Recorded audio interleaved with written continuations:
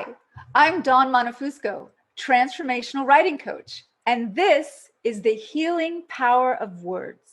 Create with passion and write powerful stories that have impact. And today we have a very special guest, Arielle Ford. She's a love coach and relationship expert and a leading personality in the personal growth and contemporary spirituality movement. For the past 25 years, she's been living, teaching, and promoting consciousness through all forms of media. She's a speaker and the producer and host of Evolving Wisdom's Art of Love series. Her mission is to help people find love, keep love, and most importantly, be love. Arielle is a gifted writer and the author of 11 books, including the international bestseller, The Soulmate Secret: Manifest the Love of Your Life with the Law of Attraction. She's also the author of Turn Your Mate into Your Soulmate, devoted to exploring a simple, fun, and effective way to attain groundbreaking shifts in perception so that you can embrace and find the beauty and perfection in yourself and your mate. And that felt so good to read. Hi, Arielle. Hi, how are you, Dawn? I'm doing well. So tell us what's going on. Any new projects you're working on? What's happening in the world of Arielle? Well, I, as you mentioned, have written 11 nonfiction books, and I never had writing a novel on my to-do list ever. And about 18 months ago, this title for a book popped into my head. I was like, oh my God, that's the best title ever. And then the first line of the book came, and it's like, oh, I get this. And then, the story started coming to me, and I kept pushing it away, saying, I'm not a novelist. I don't know how to write a novel. It's totally different. I don't want to write a novel. Go away. And every day the story would wake me up going, no, write me. And it got to the point where I finally said, okay, God, if I'm I got to back up and tell you another part of the story. In the midst of all of this, I signed up for masterclass.com. Oh, yeah. To take a course with Dan Brown, who's one of my favorite authors. And it was how to write a thriller. And even though I, at the time, thought, I'm never going to write a thriller, I wanted to take the course because I had the year-long pass anyway. Yeah. So episode number 3 of the course was called Location as a Character in the Book, and how Florence, Italy was a character in Da Vinci Code. Oh, and it was this, fascinating 15-minute video interview with Dan Brown in his living room. And I knew enough about this book that was beating me up to know that the majority of the book was going to take place in Rishikesh, India. Oh, wow. So, it wouldn't go away, and I kept trying to push it away. And so one day I said to God, okay, if I'm really supposed to write this book, then you're going to send me a business class ticket to India so I can go to Rishikesh to do the research, figuring I'm safe.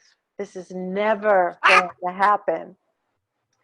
48 hours later, I had the ticket in my hand.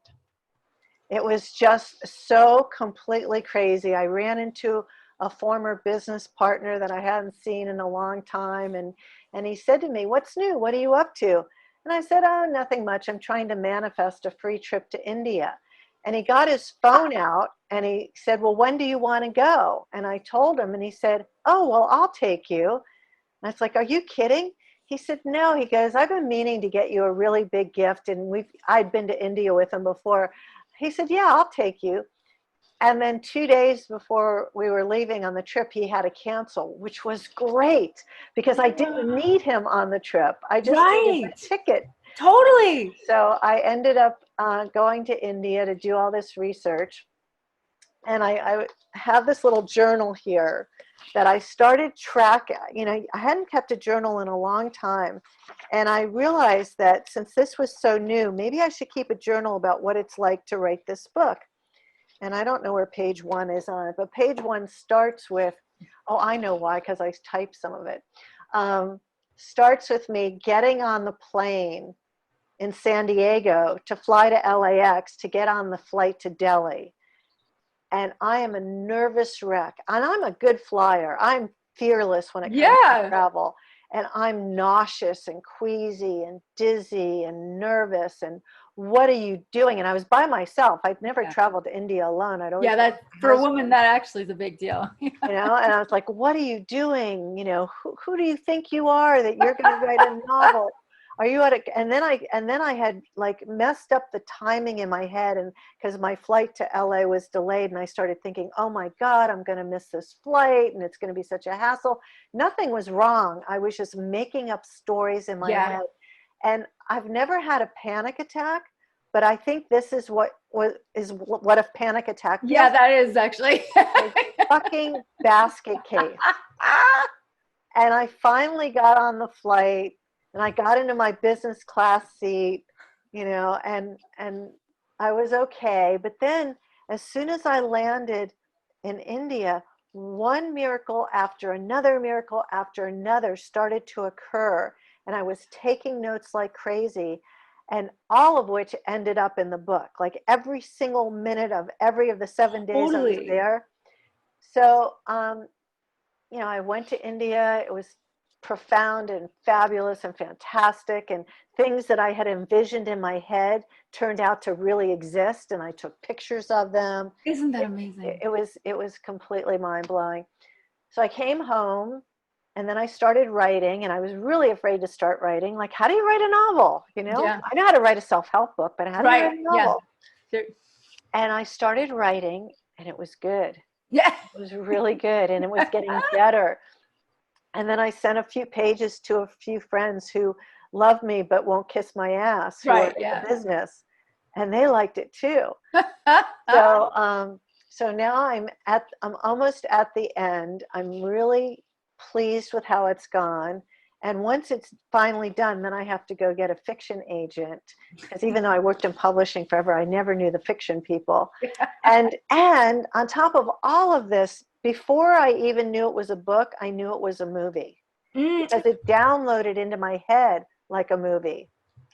And then because of lockdown, we've been watching a ton of Netflix, a lot of long series, like 30 episode series, which I didn't even know existed. And now I realize it's not a movie, it's a series. I can't condense this amazing story into 2 hours. It needs to be 12 hours or maybe 20 hours.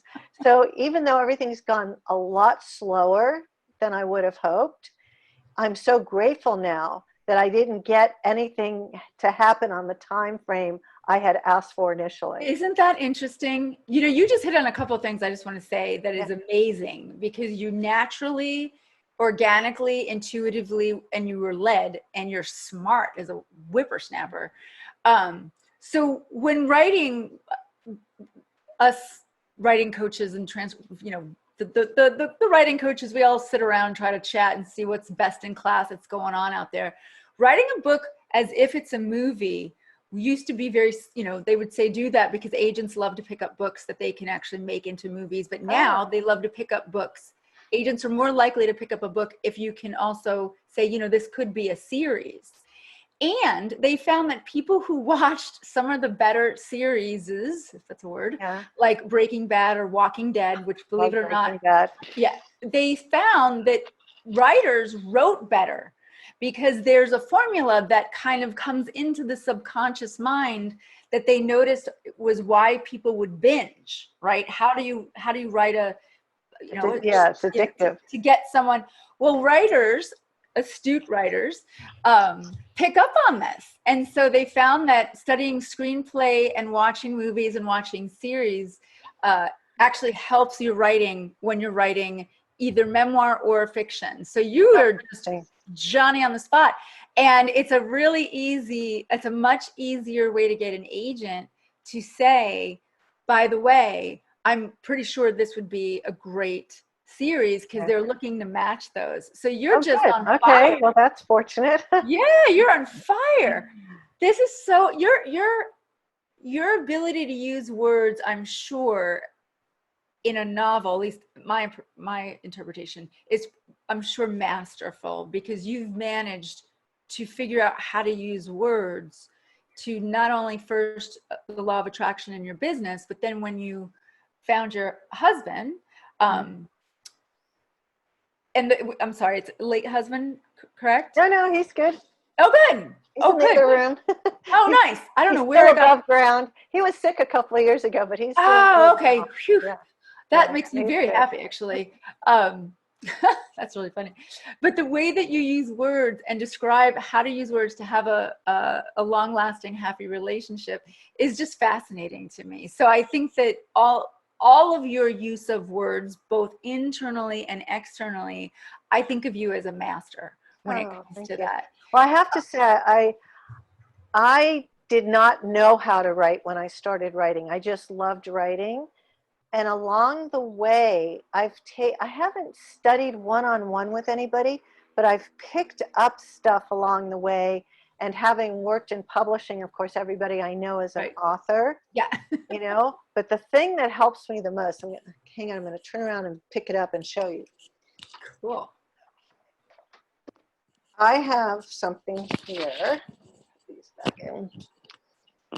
So this is called the Emotional Thesaurus. Have you ever seen it? Ooh, no. This is the most useful, like $12 I ever spent. It's called A Writer's Best Friend. And it's on the back, it says, give your imagination a boost. So let's just, I'm going to just randomly open to a page. Okay, so here's the page on anxiety. And then it gives you the definition, and it gives you all the physical signals: rubbing the back of the neck, crossing the arms, clutching a purse, a coat, or other objects, wringing one's hands, twisting a ring, scratching, bouncing on a foot, like all the physical signals, then all the internal sensations: feeling too hot, too cold, dizzy, churning stomach, tingling in one's limbs. Then there's the mental responses. And then there's cues of long-term, like a ragged appearance, rocking in one seat. So when I'm writing and I come up with a word, and I don't want to use that word, I'll go and I'll look up, anger, anxiety, or whatever it is. And then I get all these ways to describe my character's internal and external experience.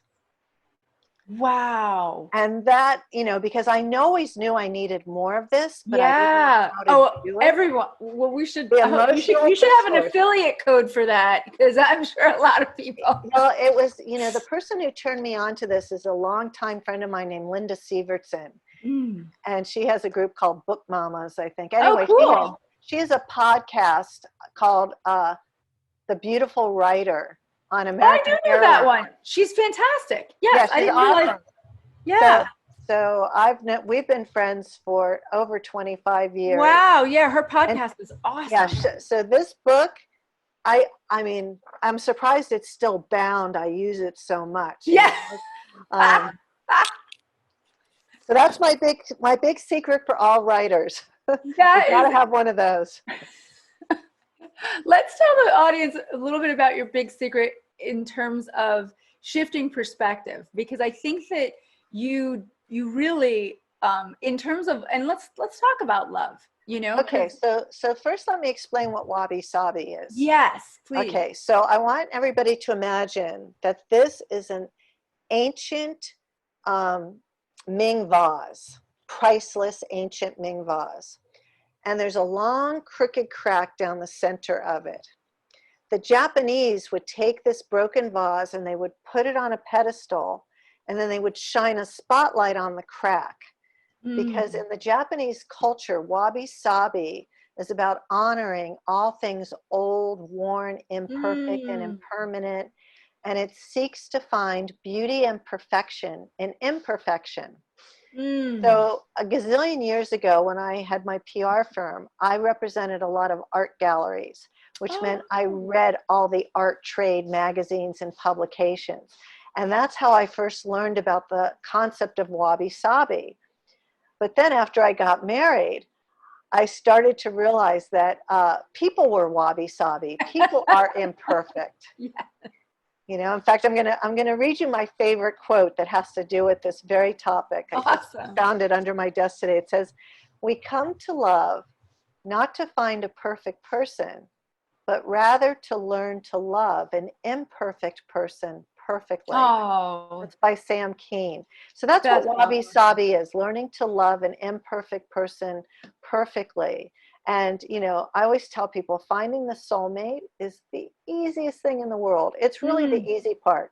And Learning to that's love. another word that's loaded. I mean, so many Yeah. people load that word. Your definition is amazing. Tell us more. Okay, well, good. I will, because I don't remember what I was saying anyway. That I believe that a soulmate is first and foremost somebody you can completely be yourself with, Mm-hmm. somebody with whom you share unconditional love, Mm-hmm. and when you look into their eyes, you have the experience of being home. Mm. Now, the really good news is everybody listening to us right now already has lots and lots of soulmates, whether it's your Mm-hmm. parents, your kids, your siblings, your friends, your cats or your dogs, your Mm-hmm. coworkers, your neighbors. We all have people that fit that description. We can completely be ourselves with them. We love them unconditionally. And when we look into their eyes, we have the feeling of being home. Mm-hmm. And so for anybody who's single that wants a romantic soulmate, the fastest way to get there is to have a daily gratitude practice where you're Mm. giving the universe thanks for all the love you already have. As I think, opposed to waking up going, oh, poor me, I don't have any love in my life, which and isn't I true. really want to emphasize that right now, especially with COVID and isolation and people being, I mean, I think accidentally people are looking at the imperfections versus being grateful for Yeah. who's there. This is a beautiful message to just have that gratitude on the love that we already have. Yes, because as you understand in the law of attraction, what you put your attention on grows. So if your attention's on poor me, I'm a loser in love, I don't have anybody to love me, you know, I can't go out, I'm never going to have love, you are going to manifest that Mm-hmm. totally. As Mm-hmm. opposed to, aren't I lucky? I've got technology, you know, I Mm-hmm. can't visit my parents, but I can talk to them, whatever it is, Totally. you know. That's amazing. You know, I want to ask a quick question because I think you cover this in some of the stuff that you do, is starting with yourself. I mean, loving the imperfections. When you said the wabi sabi thing, I was thinking, oh my gosh, most of my, like, I've worked with people in some of my audience, they're so hard on themselves Yes. Well, first. that's where I started. The day that I learned about wabi sabi, it was a big tabloid magazine called Art News. This is back in the 80s. Oh, yeah, And I I think I, remember I looked down in my lap and I had all this red tomato sauce because I'd eaten spaghetti for lunch and I'd spilled some of it. And, you know, rather than make myself wrong, I thought, well, if I were a wabi sabi artisan, what would I say about the stains on my skirt? yeah, And yes. I decided that the stains were proof that I have so much enthusiasm for life and for food that my food is going to get all over me and it's going to get all over you. And isn't that beautiful? So I started the wabi sabi stuff on myself, and it really works because, listen, we all know that we're not perfect. Okay? Right. We know we're not perfect. We know we're never going to be perfect, and we know there's no such thing as perfection. If there is any perfection, maybe God is perfect, but beyond that, there is no perfection. And in the Persian culture, the rug makers, when they're putting their rugs together, they purposely make mistakes as a way to honor God, to say only God is perfect. Wow. So there is honor in beauty and imperfection. That is huge, especially for writers. I mean, like when I tell Well, you we're that just neurotic. Okay, let's we're face it. totally neurotic. We're insecure and we're neurotic and we need constant affirmation that we have talent. And it doesn't matter how many books you sell, you're always going to have that. I'll show you a great example of that. I was listening to Oprah speak somewhere on something, I don't know what, and the whole subject of people and their insecurities came up. And she said to whoever was interviewing her, she said, now, you know, I've interviewed everybody on the planet, kings, queens, presidents, movie stars, absolutely everybody who was anybody. And they said, yes, of course. And she said, I want you to know that at the end of every single interview, every interviewee said the same thing to me. Oh, what was that, Oprah? Was that okay? Oh, wow. Was that Wow. okay? Because everybody needs the affirmation. We're human beings. We need a witness to our lives. Absolutely. You know, we want to know that we Absolutely. matter and that you heard or saw us and that we did okay. Was that okay? Can you imagine? Even Barack Obama said to Oprah, was that That okay? okay. Oh my gosh, that is huge. I love this. Another question. You talk about the living as if, Hmm. right? Which applies to, I mean, I think love is a great, I mean, truly, I mean, every writer I work with, love is a big deal. I mean, it's what keeps them, sometimes gets them off track when they're writing, sometimes puts them on track when they're writing. But I'd say that relationship is one of the main factors in dealing with resistance. Like when they're resistant to their own art, something is going on in their relationship. And it's almost like they're like art and creativity and love just seem to move together. But so just for fun, I love when you talk about why living as if gets you love faster.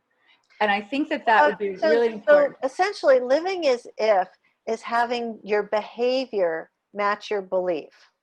So if Mm, your belief is, I deserve love, my soulmate's on the way to me, mm-hmm. living as if would mean that you'd be acting in a particular way. So when Gotcha. you go to sleep at night, you would not be in your high school boyfriend's raggedy, torn, stained football jersey. I You'd love be this. in beautiful new lingerie on beautiful new sheets in a bedroom that's not filled with clutter and pictures of your ex, right? You would be living as if you really believed that your soulmate was on the way, you'd be buying tickets to concerts and plays that you want to see in case they show up in time. If not, you take Yes. a friend. You would be buying I love you just because cards and birthday cards and anniversary cards and Valentine's Day cards and putting them in a drawer, knowing that someday you'd be filling them out. So I living love as this. it is a constant daily affirmation to the universe that I know and trust my one is out there. Now, Mm-hmm. is your audience up for quantum physics? Because I Yes, could keep, we're okay. big on, we do that all the Okay, time. so Love it. here's basic quantum physics 101 tells us a couple of things. The first thing is we know that there is no time. There's no Right. past, there's no future, there's just this now moment. Mm-hmm. We also know that we all exist in a field. And Mm-hmm. in this field, whether you call it the unified field or the divine matrix, whatever you call it, in the field, Mm-hmm. we are already connected to everything and everybody in this now moment. Therefore, at the unseen plane, you are already connected to your beloved soulmate. Now, you don't know their name, you don't know what day they're going to show up in the 3D plane, you don't know how you're going to meet, but you can start the relationship with them today. And on my website, I give all this stuff away for free. I have what I call a feelingization called the golden cord feelingization. Ooh, I'm And writing it's in the there's a section on my website called free stuff. this So go down. to free stuff and find the golden cord feelingization. And in 8 minutes, you can meet your soulmate today. You can start your relationship today. Oh, I love this. I love this because truly this connects to so much when I mean, and I know you know this because I do talk about quantum physics and the now moment. And writers get so freaked out about, well, the ones that that call me up anyway, about the future that doesn't exist, right? Like, oh, what if my cousin's mother's sister reads the story that I'm writing? I'm like, you didn't write the book yet. Let's work on that. Or the teacher that told them they suck. And we get them into that place of what would it look like if you really wrote the book of your dreams and what would show up. And ironically, when they do that visualization, it's so weird. They will find that one, they've found a relationship. They go, oh, there's someone else there with me. Or two, they say, oh, my husband and I are getting along better. That there's some strange connection between living into the purpose as a writer, and you are a prolific writer, and you are an amazing love coach. So I love this idea of living in the quantum realm of just as it would be, being there. And I'm going to do your exercise because I haven't found that one yet. And how it's connected, especially for the romantic poets out there, which we have tons of on the show. Another question: what is love? Oh, that's my favorite question. Thank you for asking. So most people believe that love is a feeling, and that kind of love, the falling in love, or what I like to call the socially acceptable form of insanity love, that kind of love is nature's trick to get us really high, to get us to procreate and get the species going. But it's just a cocktail of dopamine and adrenaline and oxytocin and, all kinds of hormones I can't even pronounce. But it's not love. It's not even close to love. It is the world's greatest free high. Yep. No doubt, but it's not love. Love, real mature adult love, is a behavior. It's a behavior, it's a choice, it's a decision, it's a practice, it's a way of being. And you can be in love with your soulmate and have days when you hate them, which is perfectly normal. And it doesn't mean that you don't love them. But you have all these people saying, oh, I still love him, but I'm not in love with him anymore, because they're relying on their feelings to tell them whether or not there's love there. Yeah. So real adult mature love is not for wimps. If all you want is the good high, you want to go out and fall in love, then do it. Do it in a serial kind of way, because the drug high only lasts for 6 months to, if you're really lucky, 3 years. But I don't know anybody for whom it lasted 3 years. And then it pretty much goes away, and it goes into a deeper, more mature kind of love if you can stick it out, unless you're still looking for the high. And if you're looking for the high, just realize that you're a very shallow person who's never going to really experience true intimacy or have any true personal growth. But you're going to have sections of time where you feel really high and you're having fun. And then you're going to be crushed that it's over. And then, like any good junkie, you're going to look for the next hit.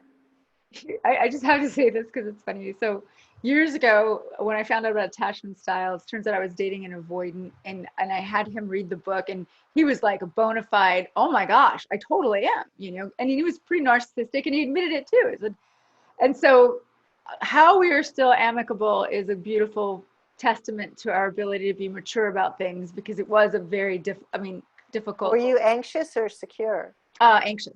Oh, God, that's a nightmare.